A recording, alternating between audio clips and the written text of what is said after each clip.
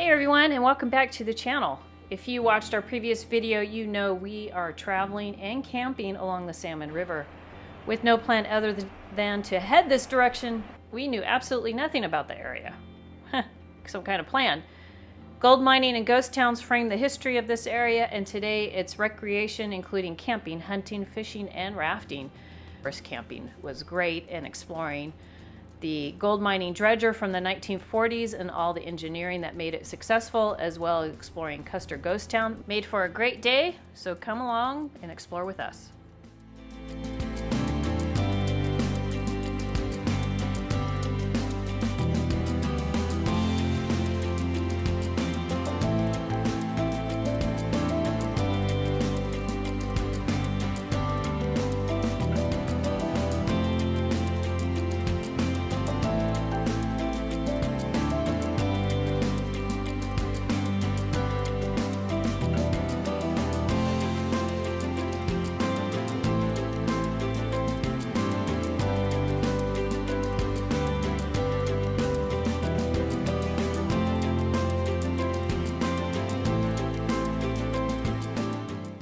This is our kitchen galley, and this is what it looks like catching all the water from our window leak. It rained really hard the night before while we were camping in O'Brien Campground, and we didn't think anything of it until in the morning I got up and stepped in a big puddle. After exploring further, we discovered water was all the way down the right side of our kitchen bins and big drawer. So we're drying them all out. We suspect a water leak. The failure we had in Idaho water leaking into the camper was due to the kitchen window, which is this window right here. When I installed these windows, I was provided with some double-sided adhesive weather strip that was to glue to the window and to the camper. No caulking was necessary, and I think the failure, and since then, six of the seven windows have not leaked. I think that's largely true. What we've had happen with this window is I think there was some unevenness around the corners of the window which prevent it from sealing well. And so now I'm going to caulk this window, and probably going to caulk all the other windows too, because the other problem that I have, I don't have a guttering system to prevent water from just streaming down the sides of the camper. So that's the other fault, was that I allowed water to run right up against the seal of the window. And I think that's pretty normal for many campers. Even if you do have a gutter, you don't have much of a gutter. So in the future, we're going to caulk all these windows. We're going to keep all the water away from the joints between the body and the window frame. We ended up unknowingly camping in an area called Sunbeam, named after the town of Sunbeam, of course. A town which grew in 1909 and 1910, only to turn into a ghost town by 1911. An ambitious power plant was built to be powered by the Salmon River, which of course brought people into the area, but unfortunately it closed just a year later. So all the townspeople moved on to their next prospecting area.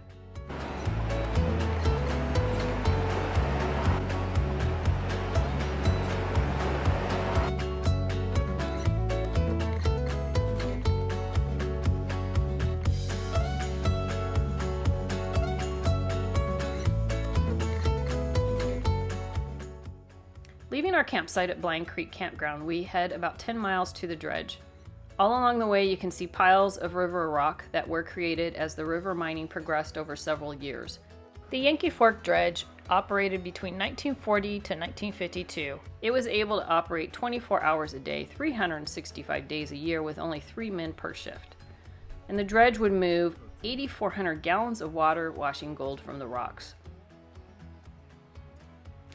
The stacker, jutting out from the rear, relocated the larger gravel by dumping it far enough behind the boat to not cause any damage.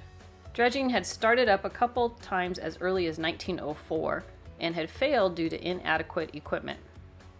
The dredge was bought by the Snake River Company in 1939, moved to Yankee Fork and assembled, and it recovered over 1.2 million in gold from about 6 million cubic yards of gravel. It was shut down in 1952 after they had dredged all the open claims. Back there, that's what was used to pull it back and forth.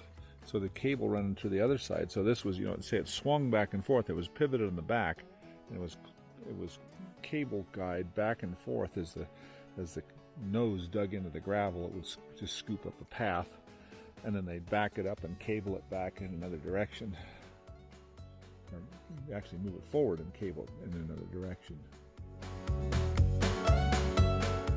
71 buckets, each one weighing 1 ton. And they go down 35 feet into the ground. Yeah, the 35 feet. The boom itself is 79 feet long. So half of it stays out of the ground and half of it in the ground.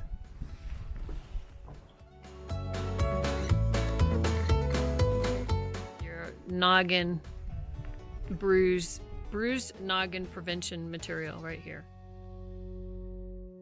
So far in our travels, we've stumbled into a couple old mining towns. Most recently was along the Curran Trail in Wyoming. The trail was a fun surprise and the ghost town an easy drive and area to walk around. However, what was left in Curran is minuscule compared to what's left in Custer. I'll leave a link for the Curran video above and in the description.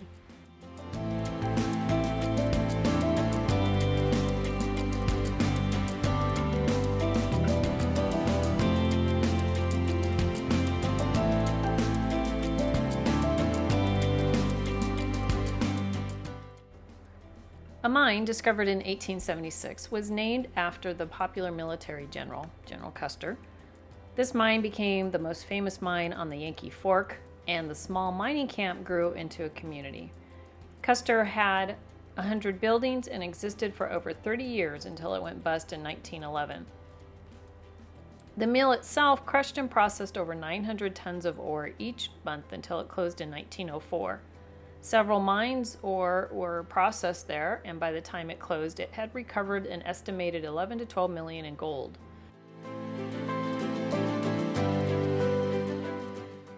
The town is now actively managed by the Forest Service and Idaho Parks and Recreation, and it's also been placed on the National Register of Historic Places.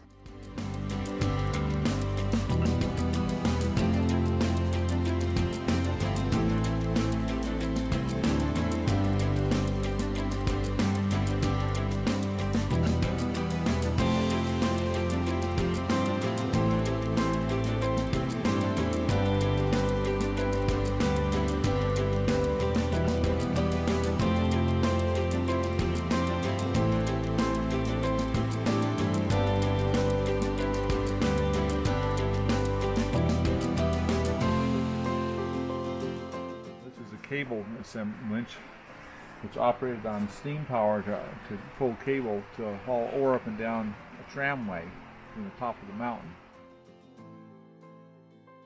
Yankee Fork path there, and then tomorrow we'll head out through Stanley and over by Little Redfish Lake. Here's the beautiful Galena Summit. We've gone over that, so we'll be doing that again. And then we've actually camped around the National Recreation Area headquarters. There's some forest road back there that's pretty nice. And then earlier, we camped down in Ketchum, which we already have the video for. And then Deer Creek was a little bit south of that near Haley.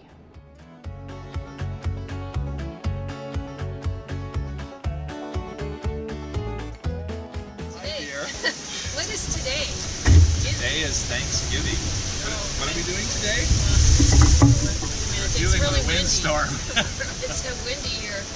But we are at home, if you haven't figured that out. This is part of our citrus orchard and the lots of trees. And we just wanted to say thank you. Thank you from the bottom of our hearts for watching our project and our build and for commenting on things and asking questions. And asking questions and keeping Steve busy, because as long as he's on the shop, he's out of my hair. So yeah, good job. She has to come out there once in a while to see if I'm still alive. Yeah. Anyways, thank you so much. Have a great holiday if you're watching this over the Thanksgiving weekend. We hope you enjoyed this video and that you will also catch us next week. If you did enjoy the content, you can support us with a thumbs up and subscribing, share it with others, and even drop us a comment below. Comments are actually our favorite part of creating and posting videos. We appreciate hearing from you and getting questions, especially on the new rig.